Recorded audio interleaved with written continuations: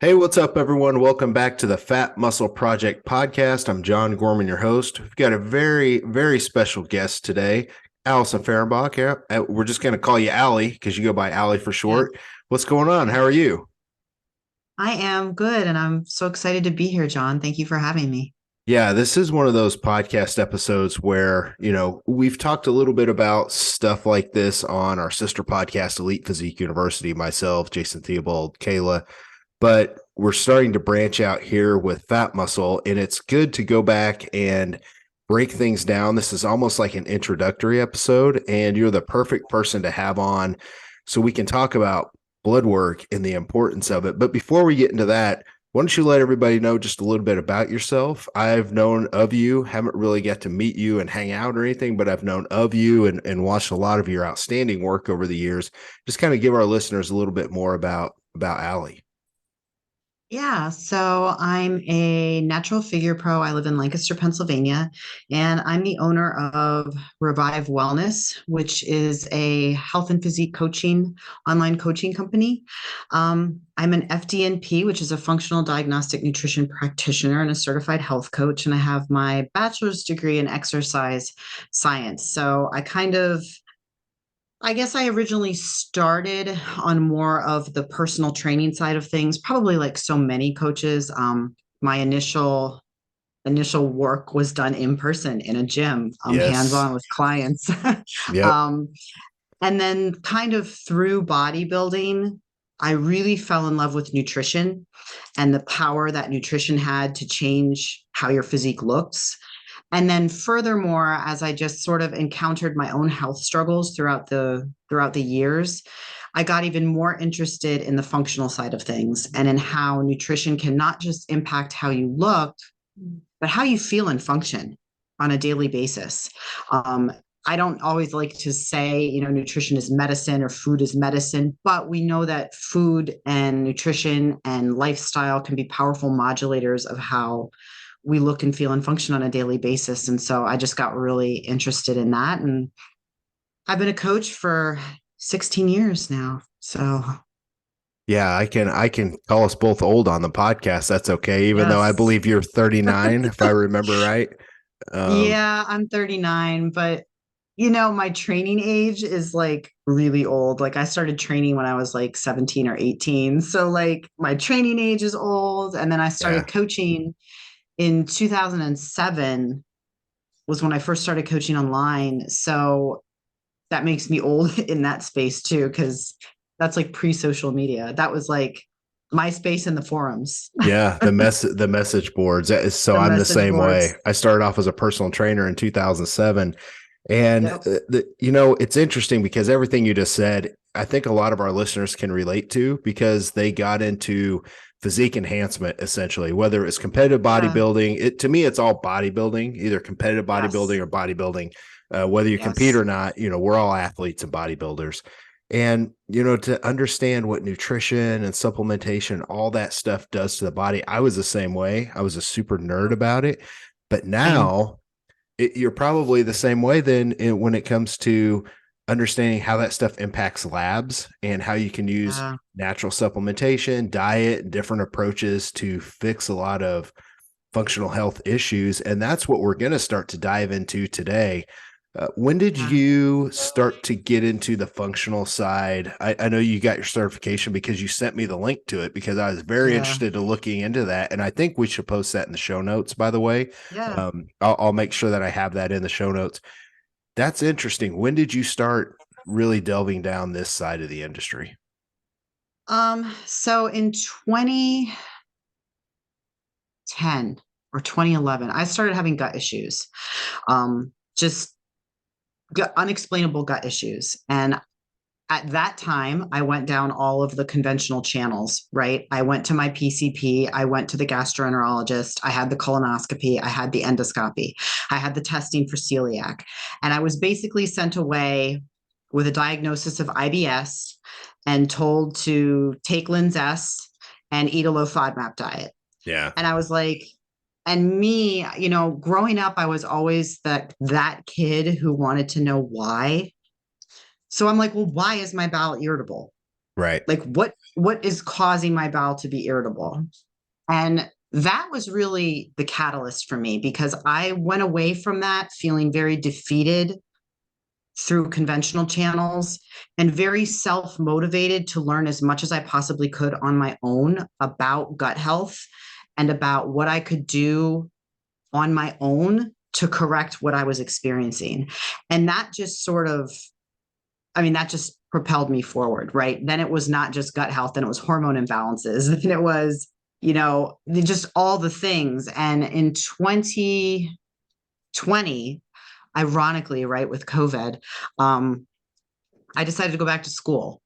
And so I went back to school. I went to the Institute for Integrative Nutrition in New York, and I got my certification through them. And then I went back through them. You have to do like a 6-month intensive curriculum to sit for your boards. So I went and I did that, and I sat for my boards, and I got board certified to be a health coach. But I still really wanted, they really covered the nutrition and lifestyle piece. I still wanted more of the functional piece. I wanted more of the testing piece. And Yes. so that's when I went to FDN, and I got my FDN-P, and I went through that. And truthfully, most of it was already stuff I had known. And the same would probably be true if you went through it, John, right? Because you've taken it upon yourself to educate yourself. Right. And that's sort of where I was anyway. But now I have the certification to stand on, which is always very nice to have. And So, and before we get into this, let people know there are advantages to having that certification. There are advantages to this program. That's why I want to look into it. You can yeah, order labs for clients, correct? Like correct. I can just recommend, hey, I need you to go get these labs so I can take a look at things. I think we Yes. probably should understand, people should understand like what you're able to do, because it's pretty Yeah. cool. Yeah. So I work in sort of like a 2-tier capacity with clients. The first is, yes, I do still have clients who come to me and they strictly just want help with nutrition and training, right? They just want to discuss the exercise and food piece. Completely okay. I respect that. But then I also have a more intensive coaching track in which I step into the client's life in more of a FDN-P role, in more of a functional role, and helping them either create good health or maintain good health by running labs, doing testing. I can order, GI maps or stool tests or saliva tests or blood spot tests or lab work or serum work. And so I can actually work one-to-one with clients and help them in that capacity, which I have loved doing. And I have also found, a lot of people want that, because a lot of people, even if they have a primary care physician, and we can get into this in like just a minute, there's a difference between interpreting lab work as a conventionally trained physician and then interpreting lab work as a functional practitioner. Yeah. So there are 2 different sets of values that we look at, and we have 2 different intentions even when looking at lab work. So if a conventional doctor is looking at your labs, they're looking to diagnose disease. Right. They're not looking to create optimal health. So functional lab ranges, reference ranges, somebody who's trained to look at labs through a functional lens is looking at a very narrow set of ranges, because we're looking for what's optimal, not just for what's acceptable. And a lot of clients, like myself, and I told you, when I went to a gastro and it was kind of like I didn't get what I needed through conventional medicine, I run into so many clients who have felt the same way in seeking answers for their own health concerns through conventional medicine. And so that's where I think offering clients this service or outlet is really beneficial, specifically for physique enthusiasts, because we are so much harder on our bodies than the average person. Yeah, I agree 100%. And you've got some great show notes put together. I know you're going to kind of take the reins, and we're going to ping pong all these topics kind of off of each other and give our Yeah. thoughts. So you just go ahead and take the reins and lead on. Yeah. So I already sort of discussed just very briefly that there's a difference between functional blood chemistry and the way in which a conventional doctor is going to go through your labs. And when you get lab work back and you see those reference ranges are calculated, calibrated based on the average person. So as the population of the country gets sicker and sicker, we get these broader and broader and broader and broader averages, right? So like, just for example, for, I don't know, blood glucose, you might be looking at a range of like, I don't know, 60 something to like 100 and something or 90 something on a conventional lab. But if you're looking at functional reference ranges, you're looking at this very narrow, like 70 to 80 or 70 to 85. It's super narrow. Yeah. Same with if you look at hormones, specifically testosterone, that's one where like for women, the range in conventional is like 0.01 to like 50. Right. That's huge.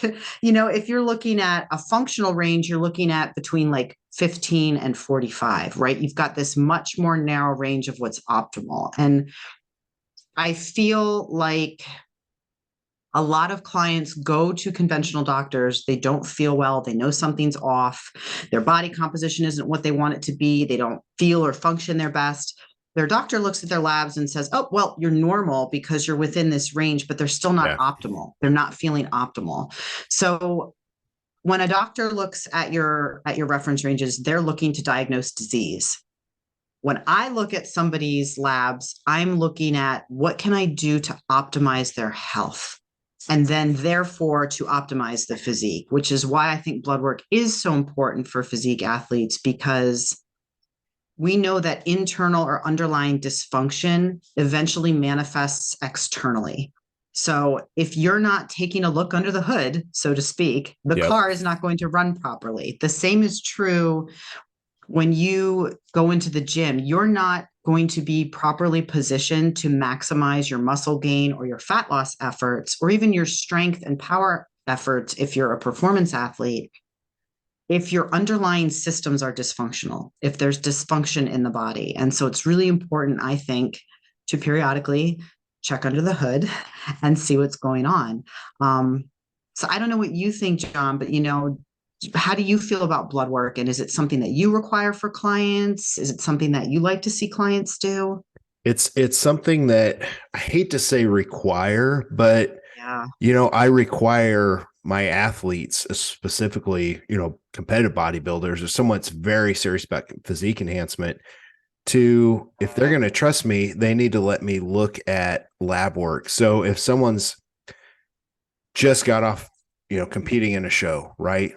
I know the labs are going to be really, really bad right after a contest prep because you've been through hell, your body's overreached, your body fat's really low, especially for females. It's essentially really hard on them. Right. So I know that things are going to be out of whack towards the end of a prep. But now if someone's looking to move into an off season, they're looking to put on new muscle, they're looking to improve, there's a period of time where we have to let the hormones come back to normal or try and get back to normal. And I like to test, and I know we'll talk more about this a little bit later on, but for example, 4 months after a contest prep, I like to check my athletes and make sure their hormones, specifically things like testosterone, for example, are back in a range. Because if they're not going to be able to have a good off season, and they're not going to be able to prep again in the future, diet again in the future. So for physique athletes, it's super, super important. And I started to really realize this quite some time ago when I would have people, when I first started coaching bodybuilders, it was probably around 2009, 2010. I would have people come on board that would do a show in the fall, and they would hire me right after their show. We would have a short off season, and then they wanted to start prepping in the spring for shows in May, for example. And I didn't know any better. And by the way, there's people listening to this. You don't know better. You just don't know. You're not stupid. You just don't know. And I didn't know either. But I started to notice once I did that with people time after time, it became harder to diet them. Well, like you said, looking under hood, they were dysfunctional. They had a couple spark plugs that were bad. Like we needed to replace spark plugs, like we needed to change oil, like we needed to do all these things. So for them, yes. Now for Gen Pop, still physique enthusiasts, because like I said, I consider anyone that trains, 3, 4, 5 days a week, you're an athlete. There's a lot of people, especially the older we get, they have such a long dieting history that there's usually some dysfunction. And I notice the older we get, the older our client bases tend to get, they have more dysfunction. So if I have a female that comes to me, she's 38 and she's kind of yo-yo dieted over the years, which most of us have because we're all trying to be leaner all the time. The older you get, the more of a dieting history you have and the more issues you may have versus a 21-year-old female who's maybe dieted, she gained the freshman 15 or whatever, and she's trying to diet once.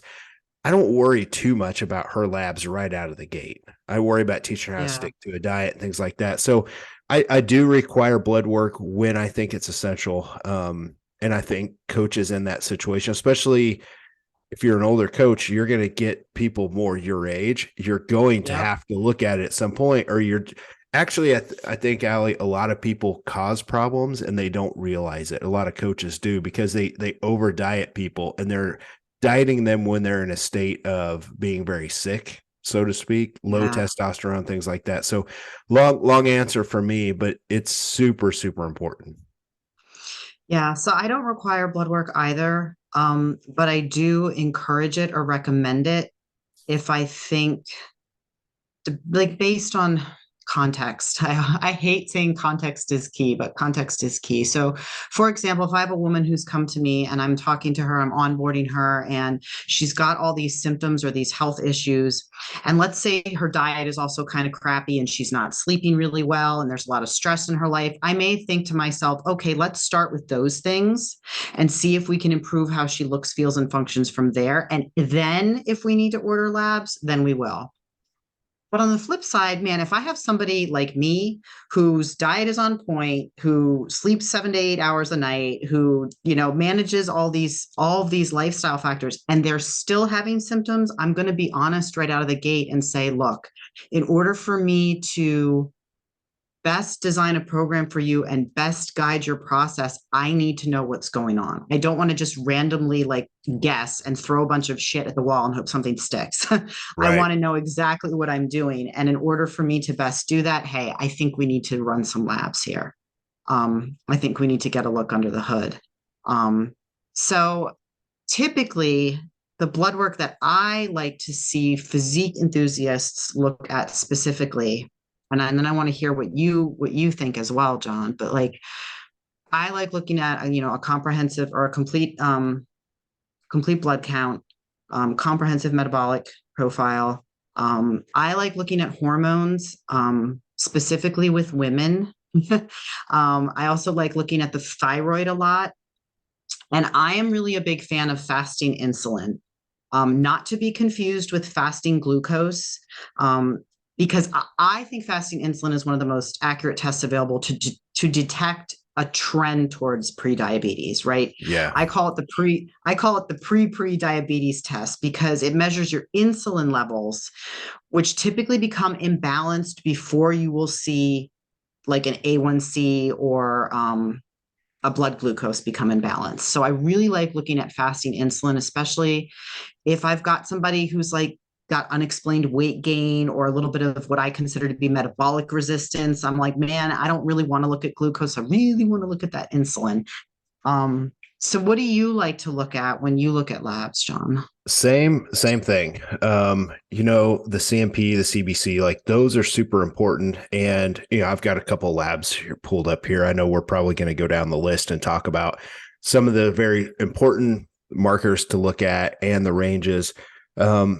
But starting with, when people go to the doctor, I send my clients a list of hey, here's everything that I need to see. Make sure if your doctor's going to do it, they're going to get all these things. And there's a lot of times doctors are like, no, I'm not getting a complete thyroid panel. I'm going to get TSH, for example. I know we'll talk more about that in a little bit, but I like to see all those things. And then I like to see a few extra.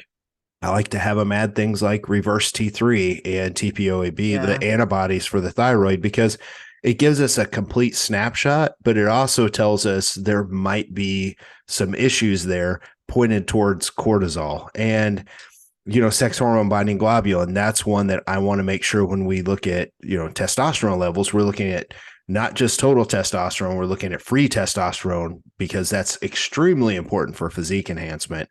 But if something's off with free test, we need to see sex hormone binding globulin.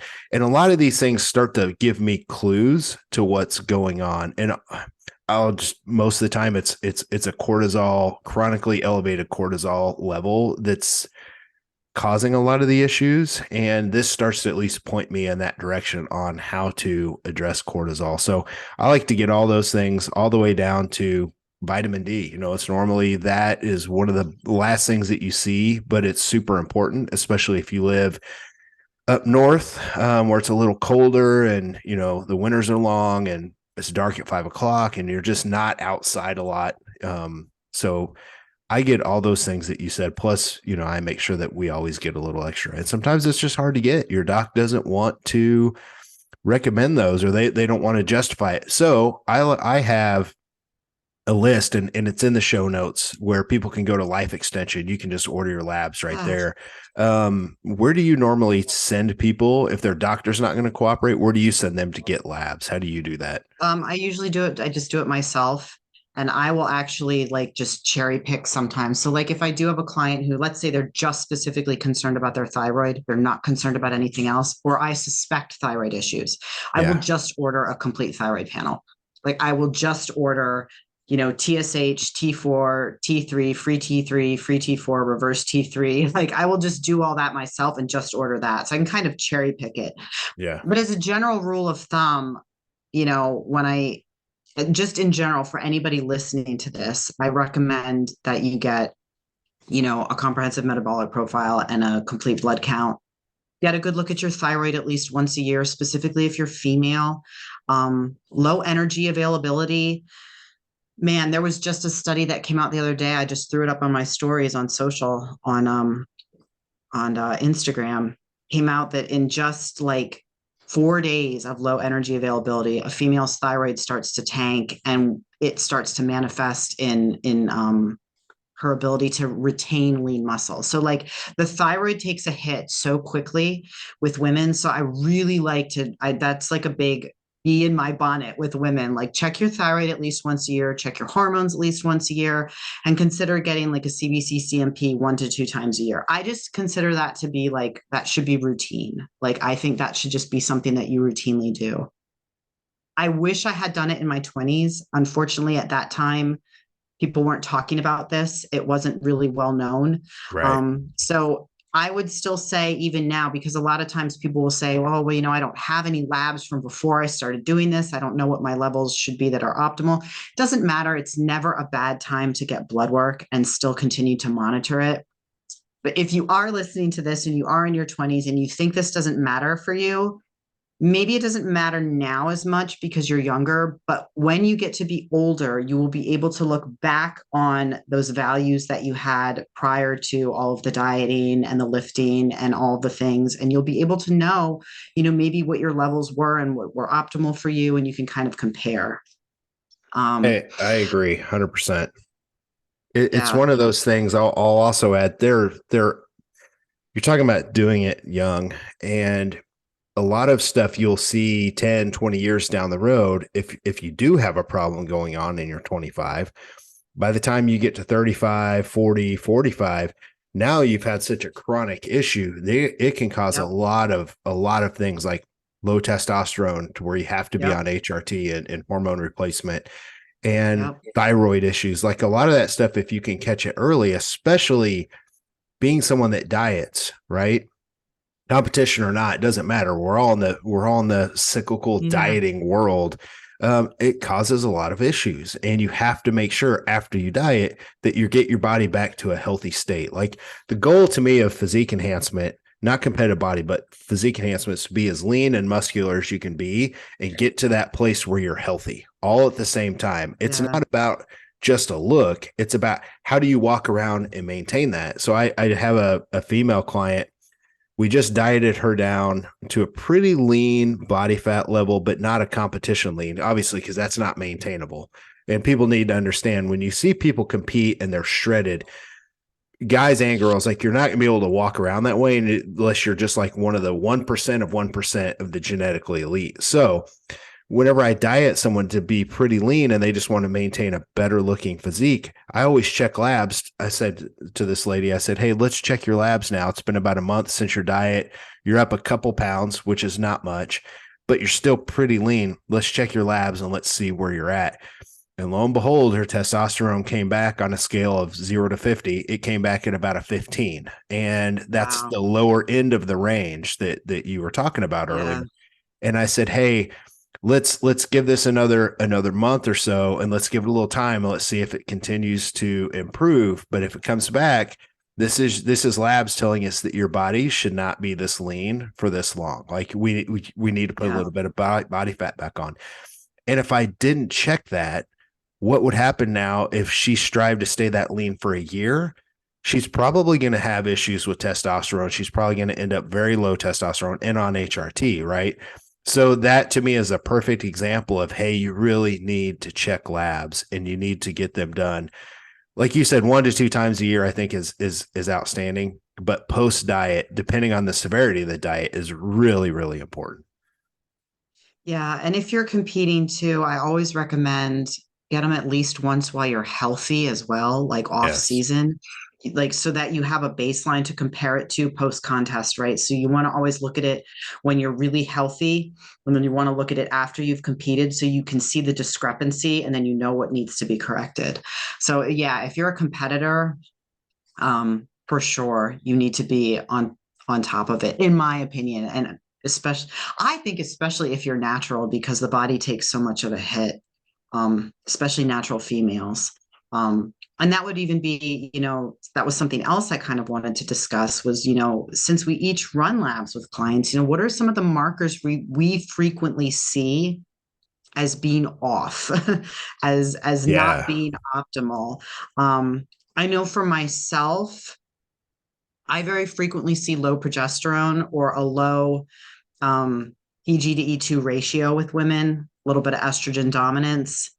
I very frequently see suboptimal or depressed thyroid function. And this can manifest in a couple of ways, but so like maybe high reverse T3 or low free T3 due to stress or poor conversion in the liver.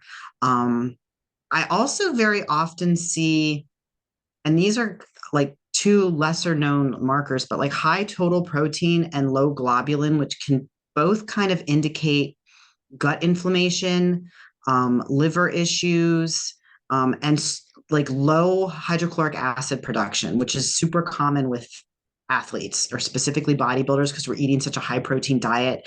Off season, we're overfeeding, which can deplete HCl. And then when we're chronically dieting, we're under eating, which can deplete HCl. So those are some of the ones that I see, but I'm curious, John, what are some of the markers you see that are typically tend to be off consistently when you run labs for clients? Yeah, so I will be all over the place. So I've got a set of labs pulled up here. And what I'm going to do is I'm just going to go down, and I figure I would talk about some of the ones that I see, and then I'll get your take on them, if that works for Yeah, you.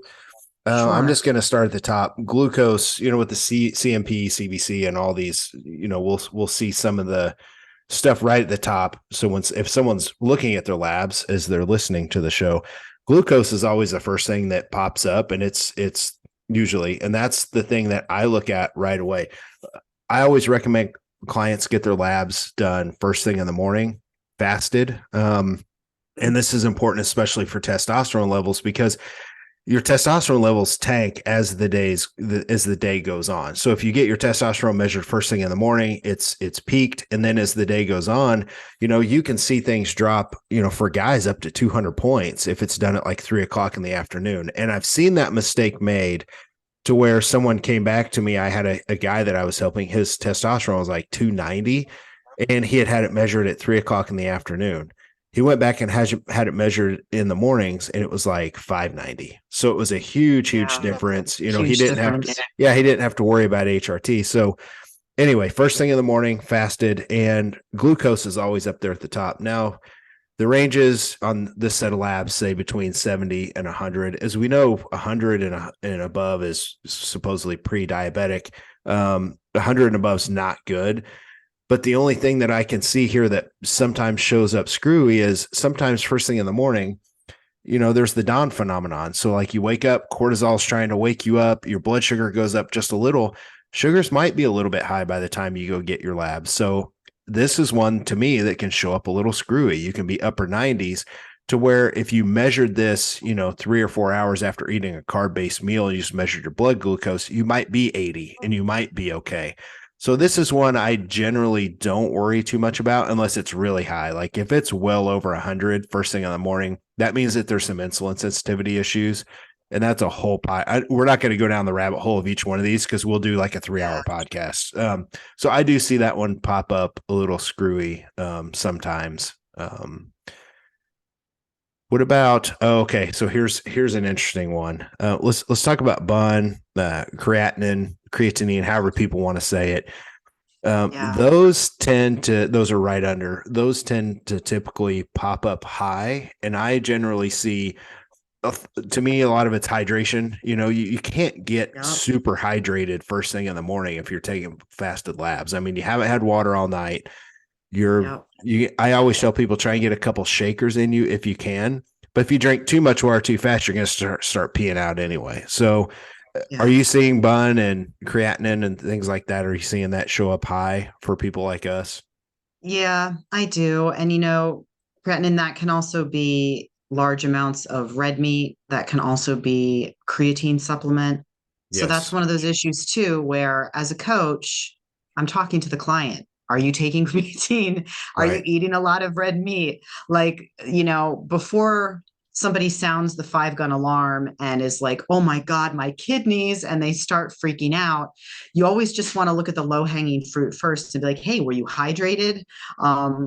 Is the diet really like super high in protein? Are you eating a lot of red meat? Are you taking a creatine supplement? Okay, could be that.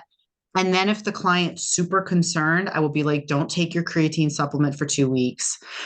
Nix the red meat for a couple weeks and then go back and get them retested if you're concerned. But if the client's not concerned, I think it's kind of just one of those markers where it tends to be a marker that's flagged as high because, again, the demands that we're putting on our body and the lifestyle that we're leading and living as physique enthusiasts is not average. It just isn't. Yeah. So these clinical ranges, they're calculated on national averages, and we're not the average. So I just continuously want to remind clients of that when you look at these markers and some of these things are screwy, some of them are going to be wonky because we don't live the same type of lifestyle as the average person. And we're more muscular. So that's another thing with creatinine. Your levels tend to be higher based on muscle mass. Like we just have more muscle mass than the average person walking around. And, there's one other thing that's a marker on here. It's called EGFR. It's your kidney filtration rate. That's the other thing when you look at, if your bun's high, creatinine's high, and like those things consistently come back high and your EGFR is low, which most ranges say below 60 is not good. That's your kidney's filtration rate. If you're someone mine's actually pretty low, like mine's 63 and low clinically is below 60. I have a lot of my clients like this one I'm looking at here, their EGFR, their filtration rate's 100.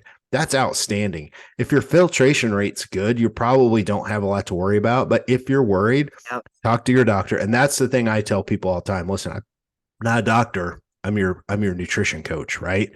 So I'm not going to tell you, oh, hey, your kidneys and everything, you're fine. But that is a clue, and that's a way for you to look at this because even a regular doctor isn't a kidney specialist. So this is something I typically don't worry too awful much about just based on the things that you said. I'm going to jump down here and throw this one to you. AST, ALT, that's the liver enzymes. I mean, I see that come back, not usually like massively high. That to me could be an issue, but just like a little over. Is that what you're saying? Just like a hair. And I always tell people, if it's a concern, take a week off from training, go back and get them done again, because I mean, the hard training elevates those. Yes. And it can elevate it for up to like several days afterwards. So that's why I'm saying you need to take a week off. Like if it's really a concern for you, then don't get your blood drawn right in the middle of like a really hard training block. If you are willing to accept that, hey, these might be a little bit elevated because of my hard training, then that's the most likely reason why they're really high or a little bit high, excuse me. Now, if they're really high, like way high, then I get a little bit concerned about liver function. Yeah. And then it's something I will usually tell them to go talk to their doctor about. You may want to get an ultrasound of the liver, take a look at the liver, make sure that the organ is functioning properly. But usually I see it just to trigger hair over, like a teeny weeny bit. Yeah, I tell my folks definitely don't train the day of your labs. Don't train right before it. And I think most people get that. I tell them to take the day off prior to labs too. But you're right. Mhm. If someone had this giant, massive leg day 2 days prior, they could see some elevated liver You can still see enzymes. some elevated. Yep. And Yep. I think most of us listening to the show, they're not drinkers, but somebody that has Yeah. a long history of drinking alcohol, and maybe now you're new to the physique enhancement lifestyle. Some of that stuff could be lingering, just some Yes. issues there. So, taking Good a lot of point. supplements is tough on the liver, like it just is. Good So, point. I'm so glad you mentioned that. I see that a lot. Somebody who's pounding a crap load of supplements, taking a yeah, lot, especially pills. So I'm talking about like it's something where your liver actually in your body has to like break apart that capsule and metabolize it, and your liver has to filter all that. High supplementation can elevate liver values. Yes. So glad you said that, hands yeah, down. and we're a supplement company. I don't care. Like Right. it's one of those things. And some people totally fine. Most of us totally fine. Take the supplements you need, but Mhm. if your values are super high, then look at all these little keys that we've kind of just pointed out, and maybe you need to take a break from your supplements for a while. There's nothing wrong with that. Yeah. That Right. to me is not a bad thing. um okay, so all right, here's a fun one. I see this a lot now. Most of our people listening are not going to be on HRT. They're going to be natural. Very few are actually going to be what I would call super assisted, and that's beyond HRT. um Right. but hematocrit comes back, Yep. and that's blood thickness. It's something. So I'm on HRT. It's something that I have to watch my blood thickness, and I have to donate blood every about 8 weeks is when you can do it. You regenerate new red blood cells. And the thing you need to be careful with is if your hematocrit's high, your blood thickness is high, that puts you at a great Yes. risk for things like stroke. And I like to pair that up and look at my red blood cell count. So if red blood cells are, they don't have to be high, like over the range, but if they're in the higher part of the range, they're the stickier, a little thicker part of your blood. And if you have thick blood and your red blood cell count's high, you're just at a greater risk for stroke. And it's one of those Yes. things. I see that with folks that are on HRT come back high quite often. I don't see it a lot in people who are not on HRT or assisted. What are you Yeah, seeing no, on me your end? neither. I see it in people who are, yeah, people who take HRT, specifically testosterone replacement therapy. Because when we say HRT, we could theoretically be talking about estrogen and progesterone replacement therapy as well. But Good point. Yeah. I specifically see it with TRT. Yep. So Yep. testosterone replacement therapy. And it's definitely a concern. If I see it, I'm like, go give blood. Yeah. Like, don't fight with me, just go do it. If you're going to be on TRT, you have to manage that. It's also, from my knowledge, very common in athletes who take anabolic steroids. It's just, I Yep. personally don't coach anyone who does. And I have very limited knowledge of steroids because I'm a natural athlete. And so I don't mess with that at all. So, but from my knowledge, if somebody listening to this is on any sort of anabolic, you may see that. You may see that high hematocrit, the same as you would if you were on TRT. Yeah. Yeah. Just go donate blood every 8 weeks. It's free. It's actually very healthy. It's like an oil change for your blood. It's very healthy. Even if yours isn't high, it's not a bad thing to go do. But if it's high, definitely go do it, because if not, Yeah. it can be, especially as you get older. Like that's an important thing. Yeah. Here's the, to me, this is kind of the big one. It's not the most important, but this is the big one. Let's talk about testosterone and free testosterone. We'll Yes. probably spend a little bit of time on this one because it's for physique enhancement. This is the one. Like this is almost, your engine is either able to run at a racing speed or it's not, and we have to figure out why. So testosterone, what are you seeing typically when it comes to, we'll start with females, natural females. What are you seeing when you have them come to you and healthy, and the ranges that you like to see if you're comfortable with testosterone levels? Because typically it's like 0 to 50. This labs I'm looking at now say 8 to 60, but most likely it's a range between 0, 50, 0, 60. Yeah. So with testosterone in females, it does depend on age a little bit. And I usually separate that, anyone under the age of 50 versus anyone 50 and over. Good idea. Because testosterone is going to naturally decline in women, specifically as we go through menopause. So you can't expect a 56-year-old woman to have these like screamingly amazing testosterone levels. She's naturally just going to decline. It's what our bodies were made to do. It's okay. Right. So I always I almost have two sets of values. One that I like for women, like I said, maybe like premenopausal, and then anyone who's menopausal and over. And so I don't like to see like a younger woman, like 35 in her 20s, even maybe like 40, that much under like 20 or 25. I really like to see her somewhere in there. Although, again, it does depend too on how she feels. Yeah. And like, if I have a woman who is a little lower than that, but she doesn't have symptoms of low testosterone, I'm not going to mess with it. On the same, respectfully, if I have a woman who's higher than that and she doesn't have symptoms of high testosterone, again, I'm not going to mess with it, because there is some bio-individuality to all of this, right? We all have different bodies and we all might feel worse or better with certain levels of hormone in our system. Yeah. But typically I would like if I get a woman and her testosterone comes back and it's like a 6, that's low, right? We're going to be having a conversation. Now, if it's a woman who's over 50, 15, 16, 17, that's not uncommon. That's really common. Like to me, that's par for the course of going through menopause and having declining hormones as we age. And then on the high end, I get concerned if anything is over like 50 or 60. Like once we start getting into that 70, 80, 90, and certainly if I see somebody who comes back with like, and I have had this 164, 140, like that's excessive. That's way too much androgen. And so then that almost makes me want to look into like a PCOS situation or something like that and see if there's something going on there. Look at her DHEA. Is she shuttling out too much androgen altogether?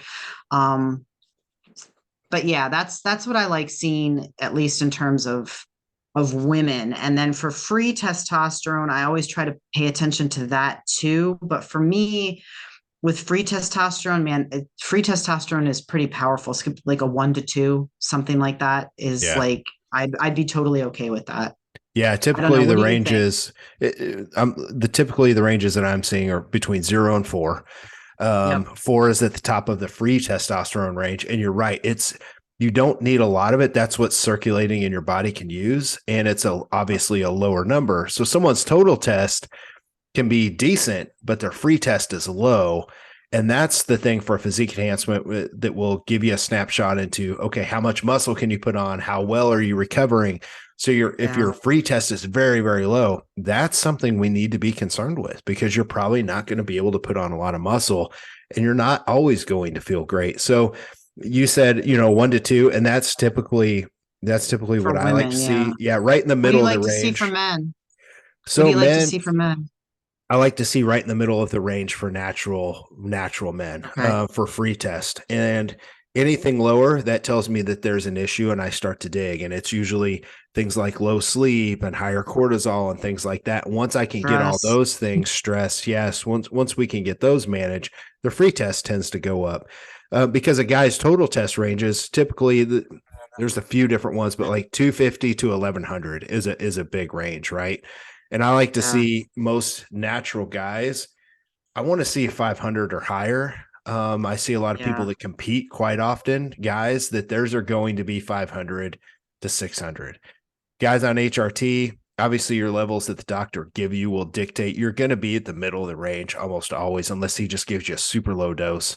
I typically run about 700 to 800, which is right at the upper middle part of the range. Just taking 150 milligrams a week. Now, if I take 200, it gets me up to like 1100. I don't need to be that high. I don't I don't want to be that high. Sex drives through the roof if testosterone of men and women is too high, and all these different things, and then your estrogen can be a little higher. So I like to see upper middle part of the range is perfect. But I do want to jump in and talk about sex hormone binding globulin. So if someone's free test is lower, that's why it's important to get SHBG for short. Yes. Because what happens is when stress is chronically high, sleep is low, people are drinking booze, like all these different things. Sex hormone binding globulin, it's going to give you a range, and typically it's at the top part of the range, or it's at the higher end of the range, and that tells you it's binding up your free T, and that's why it's lower. So to me, it's just kind of a snapshot into you've got some issues going on with cortisol, stress, sleep, whatever it is, and I dig in and I find those out, and then I correct those with clients, and that almost always gets the free T up.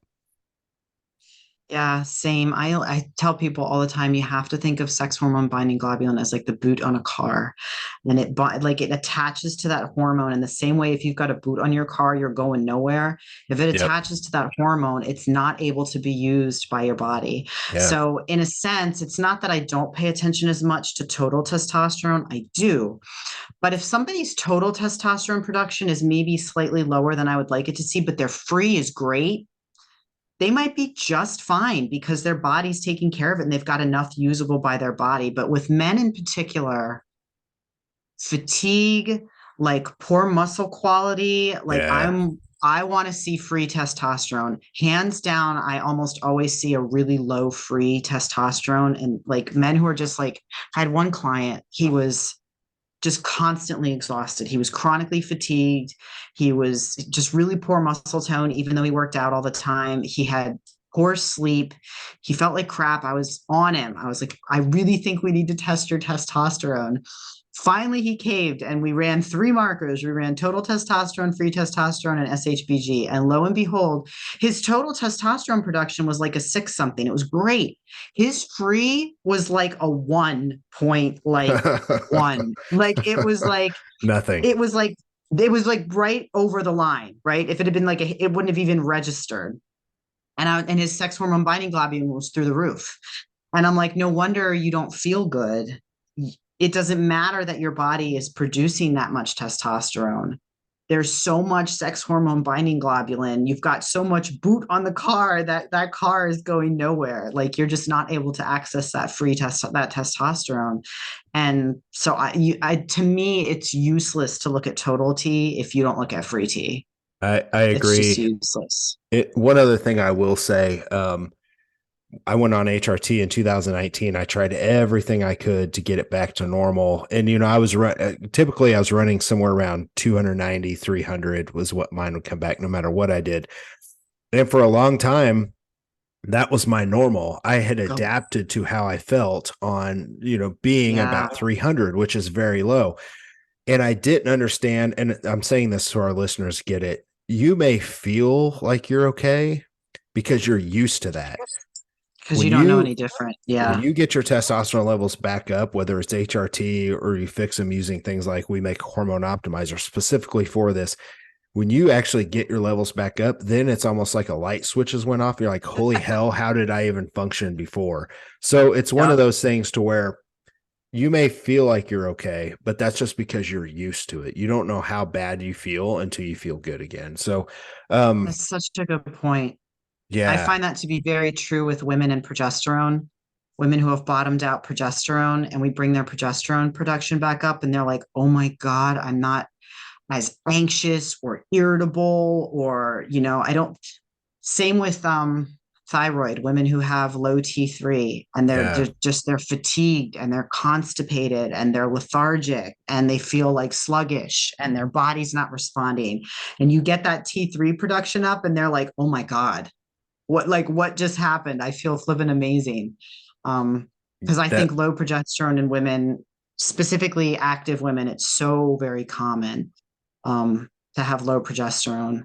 Getting that progesterone back up can be the equivalent of getting some guys' testosterone back up.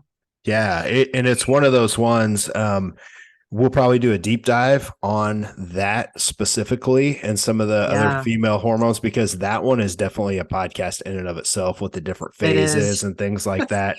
Yeah. You mentioned thyroid. That's next on my list. But right before that, cortisol is typically included Mhm. whenever you get labs done. And let's talk about the difference in that. I don't like to look at the cortisol on a blood test because it's just a snapshot of your total cortisol in the body right then and there. I like a 4-point saliva. I know you're the same. Talk Yep. about why this isn't necessarily the best way to look at cortisol, because I've seen all those markers that come back, like sex hormone binding globulin, reverse T3, which we'll talk about here in a bit, that when those things Yeah. are high, I know cortisol is high, but someone can look at their cortisol on a blood test and it comes back and it's perfectly fine, or it's even lower end of the range. And they're like, well, my cortisol says it's fine. Talk to us about blood cortisol versus, getting a saliva test. Yeah. So when it comes to cortisol and just the function of the adrenals in general, I like a 4-point saliva with the DHEA. And the reason why I like a 4-point saliva with the DHEA is because cortisol is naturally meant to fluctuate throughout the course of the day. So you really want to look at what that cortisol curve is doing.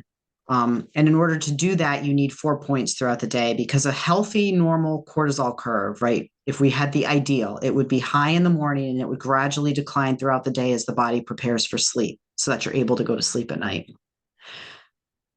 When people get a serum cortisol, first off, it's just one data point. Second of all, a lot of people get stressed before they give blood. And Yeah. so I usually find that cortisol can be, I don't want to say unnaturally high, but it's going to be flagged as high because you're producing more cortisol because you are stressed. Because most people don't like giving blood, the act of going to the lab, doing it fasted, it's a pain in the butt. Everybody gets stressed out. And so they've got this high cortisol. Um, and the other reason I don't like just going off of a morning serum cortisol like that is because we do want cortisol to be high in the morning. All right. Let's say somebody's cortisol is high in the morning, they get their blood drawn in the morning, and then they're like, oh my God, my cortisol is really high. But I don't know. It might come down throughout the rest of the day. I don't know. And if it comes down naturally throughout the course of the day, I would consider that to probably be healthy. I wouldn't consider that to be a high cortisol situation.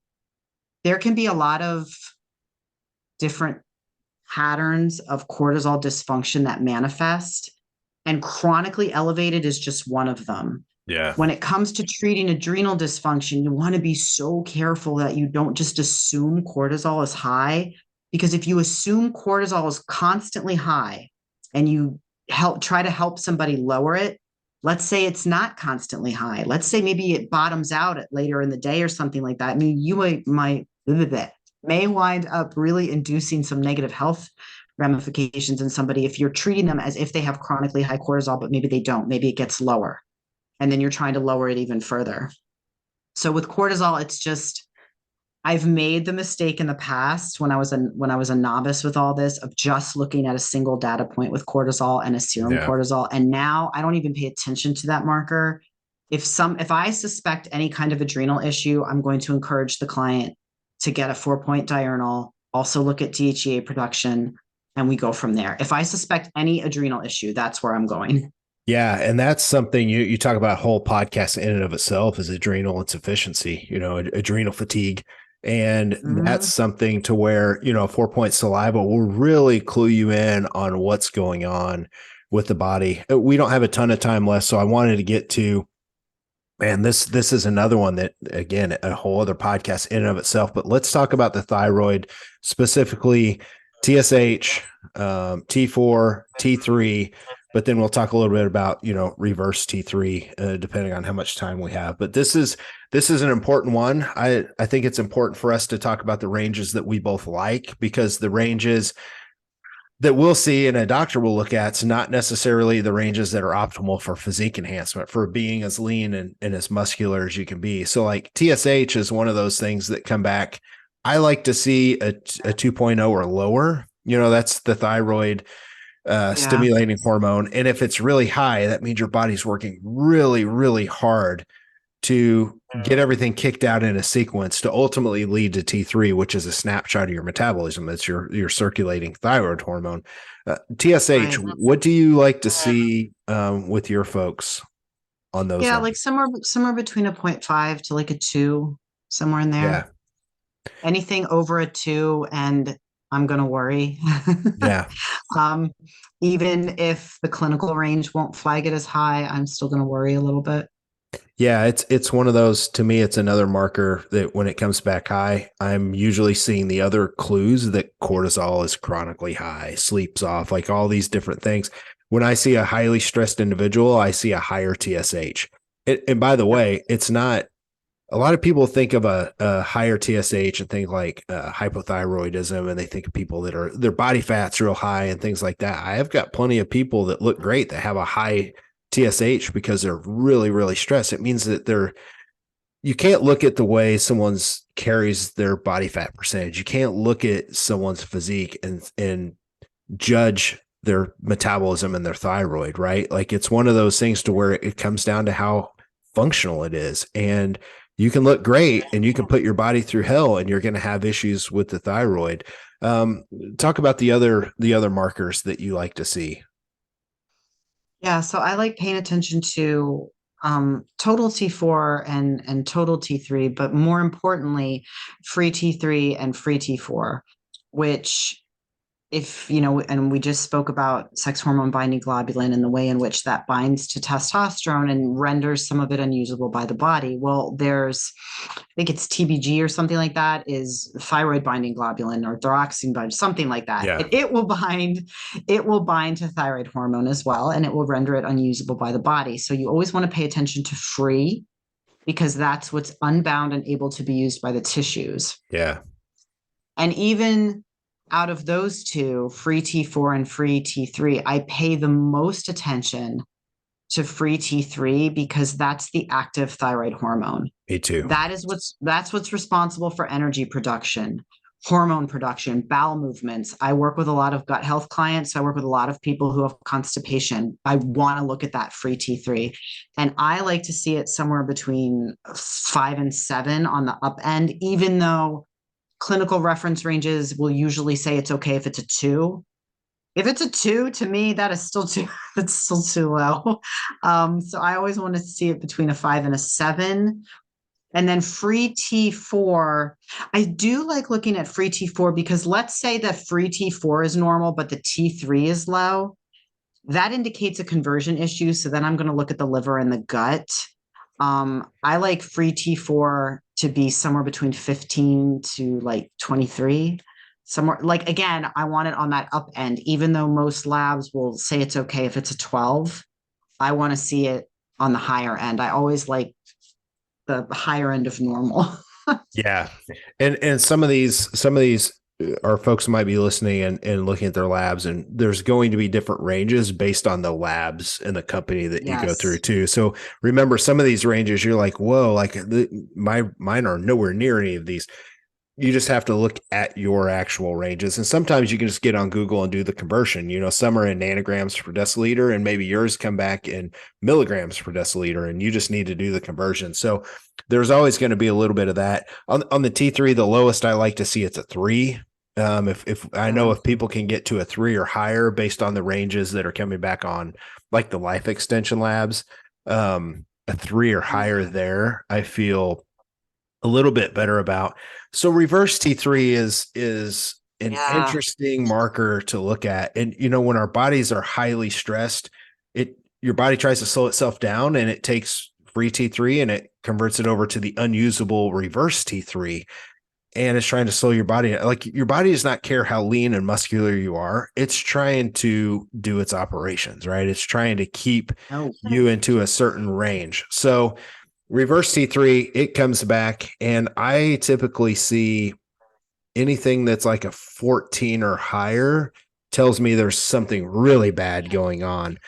I think from what I know of you, you're what? You don't like to see like a 10 or higher? I don't like to see a 10 or higher. I'm really anal Yeah. about this marker. Yeah. Um, so you're right. It sort of acts like a brake to stop T3 production. Instead of T4 converting into T3, it converts to RT3, first T3, which is like a form of T3 that walks like a duck and quacks like a duck, but it's not really a duck. Your body can't do anything with it. And this happens Right. during stress. I also pay specific attention to it because it does tend to indicate a liver issue or a gut issue, something going on in the liver or the gut. And so I will always pay attention to that. I think RT3 is fascinating. I have no idea why it doesn't get the attention it deserves in conventional medicine. Yeah. But whenever I order a thyroid panel, I always have reverse, always, always, always, always, always, always. It costs extra. Maybe it's a Yes, decent amount maybe. extra. Maybe that's why most docs are like, nah, like we don't need to run that. But I like to make sure my clients get it because for us, to me, it's a nice snapshot into, all right, your T3 is low. Let's look at your reverse T3. Boom, it's higher. So Yep. typically it's a stress, cortisol, sleep, like all these different things. And honestly, I feel like a broken record, but even coming back to, I give a talk on how to bring up your testosterone levels whenever I speak at events.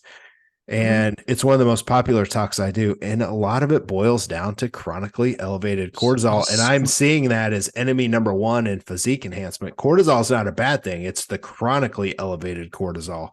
And that's another podcast in and of itself. But these are nice little snapshots. And I don't think we've really left anything out. I know we're right pretty close to an hour. I felt like we've done these in detail, but I'd like to have you back on so we can do deep dives. And maybe a group of us can do some deep dives. I think there's a lot of good stuff here, a lot of meat on the bone. And this has been a great first episode that you're the perfect guest to have on to it's nice to have a guy and a girl too, because I'm a bro. I'm a dude. I can sit here and talk about women's numbers all day long because I've been doing this for a long time. But it's another thing to have a female expert on because you can also talk from experience. So I really like the back and forth, and thanks for coming on the show today. Yeah. Thank you so much for having me, John. I really appreciate the opportunity. Yeah. I've got all of Allie's information here in the show notes. You guys can find out where to get labs. You can find out if you ever want to get a hold of her or get a hold of me. Our email addresses are in there. I've got all your contact stuff. And this isn't the last episode we're going to do on this. We've got a lot of more good content. So for myself and Allie, we're out of here. See you guys.